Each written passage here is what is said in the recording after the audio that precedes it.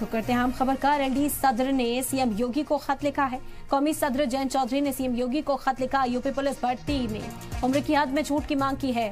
भर्ती में नौजवानों की उम्र की हद में छूट दी जाए, ये खत लिखा गया। सीएम योगी आदित्यनाथ को बड़ी खबर इस वक्त आप तक पहुंचा रहे हैं। आरएलडी सदर जयंत चौधरी ने यह खत भेजा है उत्तर प्रदेश के सीएम योगी आदित्यनाथ को, और इसमें मांग की गई है कि यूपी पुलिस भर्ती में उम्र की हद को बढ़ाया जाए। कुछ छूट देने की मांग की गई। भर्ती में नौजवानों की उम्र की हद में छूट दी जाए, यह हम जानकारी इस वक्त आप तक पहुंचा रहे हैं। आरएलडी सदर ने सीएम योगी आदित्यनाथ को खत लिखा है। कौमी सदर जयंत चौधरी ने सीएम को खत लिखकर ये मांग की है। जयंत चौधरी की ओर से भेजे गए इस खत में मांग की गई है कि यूपी पुलिस भर्ती में उम्र की हद में छूट दी जाए। भर्ती में नौजवानों की उम्र की हद में छूट दी जाए। आपको बता दें कि इस तरह की मांग पहले भी उत्तर प्रदेश में सुनने को मिली, और इस बार जयंत चौधरी ने इस मांग को योगी आदित्यनाथ तक पहुंचाया है। मुतालबा किया है कि इस पर गौर व खौस किया जाए।